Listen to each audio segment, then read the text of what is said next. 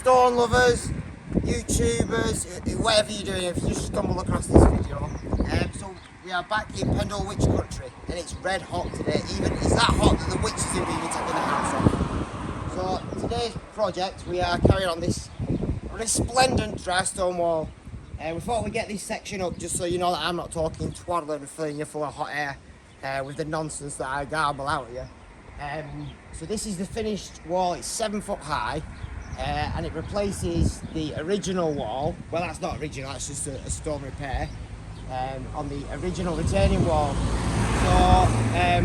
So we've doubled the height of the wall because we've got a lot of rubble inside this property that's been renovated, and there's nowhere to put skips. So we thought we'd build a high wall, and then we could use the rubble out the project and use it as drainage, so it kills two birds with one stone. It makes something nice to sit behind as well. So what we're going to do is we're going to move up a section, because when you're building a wall, you can only wall up. It'd be pointless of starting at the top and walling down, because it just doesn't work. So we've finished this wall. We've used the original half round top stones to top the wall off, and it's made a beautiful top line. It should look rather nice when it's done. So we will bob over the road and dodge the traffic, and we'll show you a little hurdle that we've had to come across before we start walling. Right, so we've got some more walling here. This is incredibly old walling. So the original bit of the property is 350 years old. I think 350, 360.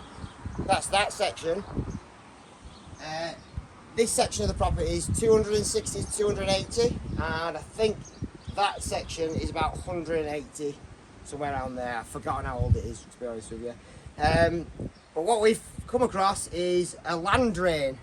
So we're dry stone walling, and way back when, probably before this barn was added onto the property, this will have been the original land drain that run round the fields.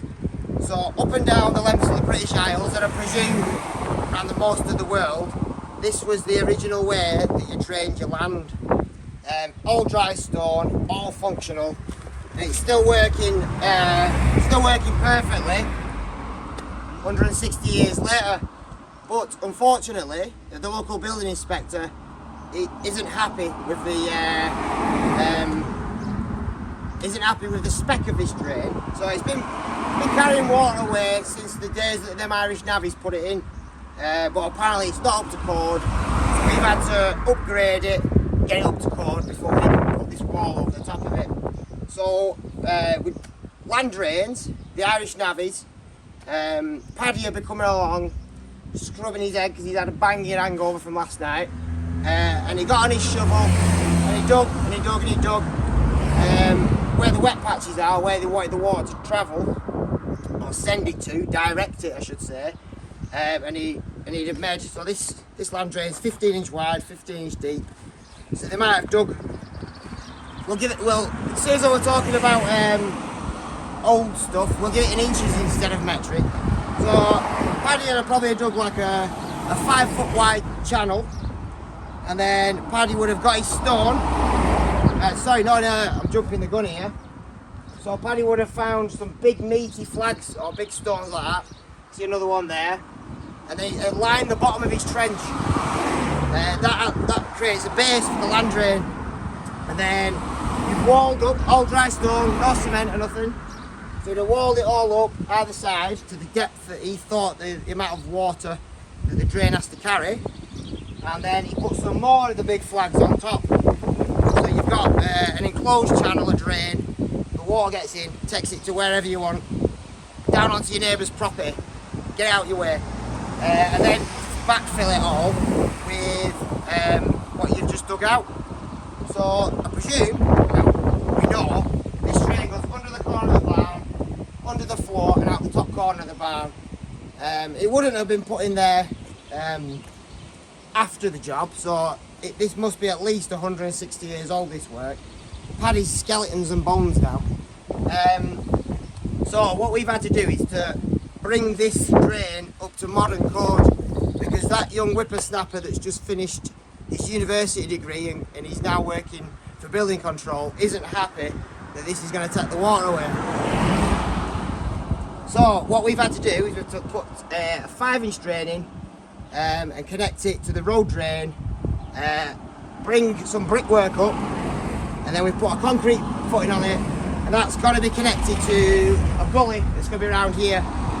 That's not my department, that's the groundworkers department. And because this job is holding this job up, we've had to jump on this and get this done. So what we're going to do now, also that young whippersnapper isn't happy that these meaty stones that are millions of years old, he isn't happy that they would carry the load that potentially this wall would have to bear.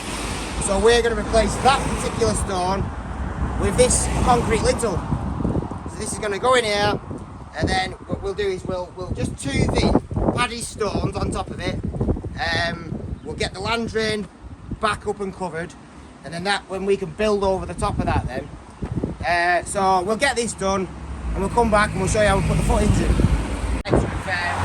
Put paddy stones back in. It's all spanned over, there's plenty of coverage over that drain. So remember, it's only 15 inch, so we've got plenty of cover to bear the weight of this dry stone wall on top. I think it's round, well, obviously every stone's different densities, different masses. But you get a rough rule of thumb, a linear metre of dry stone wall, 4'6" high, weighs a tonne. So we've probably got about 1 3/4 tonnes of stone per linear metre. So there's a lot of downward force onto Paddy's drain. So we put the curb in. So as far as we're concerned, we're all up to code here.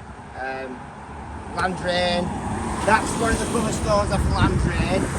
So we're leaving that in. Don't want to be digging that banking out. So dry stone wall. So you can't really see with the profile of the wall that we've built, but if you look at this, so this is called a walling frame. Very rudimental, it's a very simple knocked together thing, but dry stone walling is the second recorded profession in humanity. So those walls are building shelters, they weren't building enclosures because we hadn't discovered agriculture then, so they're building houses. So the first profession in humanity apparently was prostitution.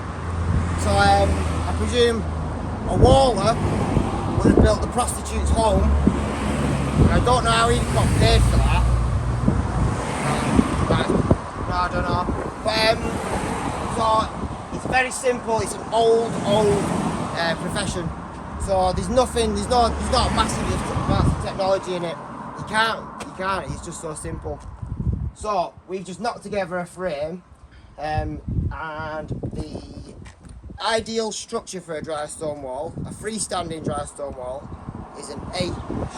So you've got a mountain, strongest thing in nature, A shape. So we build a retaining wall slightly differently because we're retaining a lot of earth and the rubble here.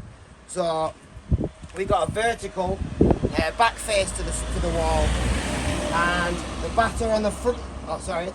So that slope from the vertical is called the batter. So we have, on a retaining wall, we have a steeper batter, because then the natural forces involved in the compression of the wall hold everything back. Nothing's going to be, there's not going to be any bellying and the wall ain't going to collapse. So that steep batter and the vertical wall will retain anything that we put behind it. And so we're retaining up to maybe 5 foot, and then the top foot of the wall is going to be on shore. So once we've got to the 5 foot, the finished retaining level, we've got the batter on both sides. So when you sat out, you see a beautiful dry stone wall, and there's lovely traffic that's driving by. So with this particular wall, we've had to adjust the frames because the water main comes right in here, straight straight up, and then it goes off into the house. So the waterboard, I put the concrete cap over the pipe. So we're going to have to wall up over that. So we've adjusted our frames accordingly. So now, the footing of the wall. So the footing of the wall aids stability. So what you want to aim to do for your footing of the wall is to have it wider than the bottom foundation. Sorry, I'm getting all tangled up. So the footing or the foundation of the wall wants to be wider than your first course of wall. So if you imagine a wall on top, the forces involved can't tip the wall either way then, because it's on a nice wide solid base, and the stones that we want to be using want to be big meaty juicy stones with nice flat bottoms on them, because that spreads the weight of the wall over the ground that we're building it on. So what we've done is we've found some like real bruisers. I mean, look at that, and we've put these in as our footing cords. So we've spanned the curb, we've spanned Paddy's stone. So now that Paddy sees that, he'll be letting Clifton Connemara and his little gravy all be smiling all over his face, because he knows that this wall's going to be stable and we're not going to be damaging his train. So we've got a couple of stones left to put in to the footing. So nasty stones like that, you can use it in if you're farm walling, use it by all means, but we want a nice, beautiful looking, aesthetically pleasing wall. So I haven't got a clean face on this stone to put in the front of the wall, so this would be ideal to use in the base of the wall, in the footing. So we're just going to, a bit like a jigsaw, we'll just offer him up, see where he wants to sit, flip him over, look at that, snug.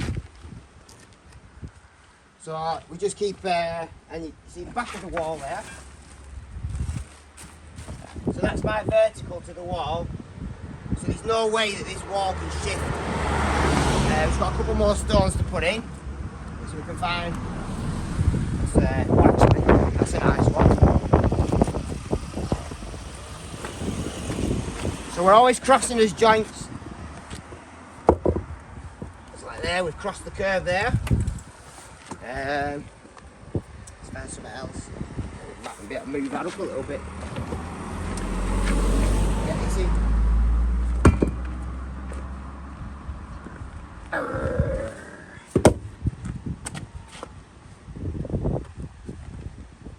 So just wants a little bit of a tickle with the toffee hammer. We'll smash these edges off.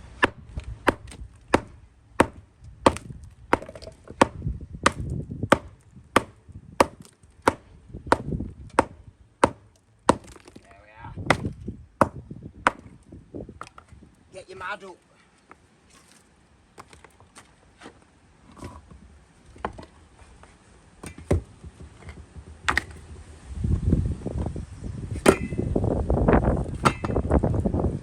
Trappers.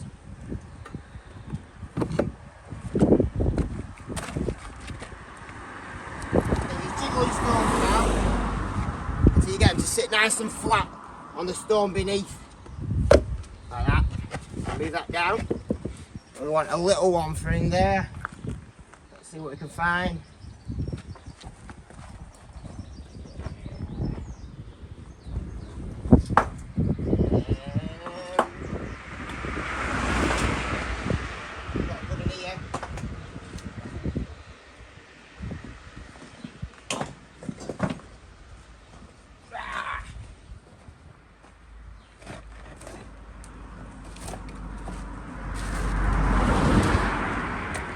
Very similar to a jigsaw, dry stone walling, but unlike a jigsaw, we haven't got the box to look at, so you can make it up as you go along.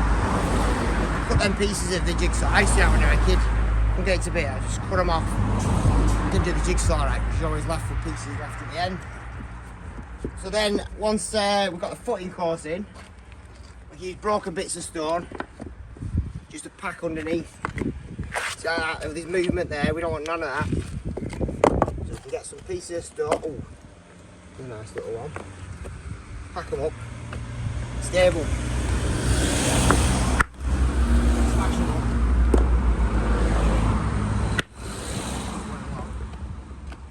So we can use any rubble off the job, nasty bits of stone,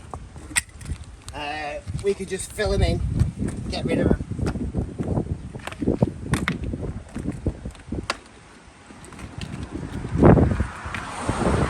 So,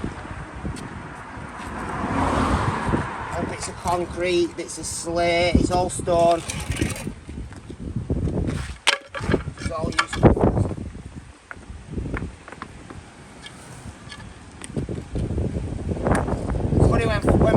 When folk complain about the price of wool, you actually realise that you get rid of a lot of the spoil on your site as well. So you can use bits of all sorts in it. Say if you're buying skips in, just pack them in, fill all them voids.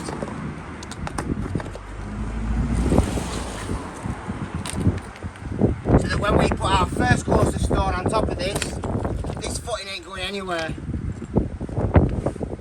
Even when water runs all the dirt down into here, you will get voids filling up with mud and soil.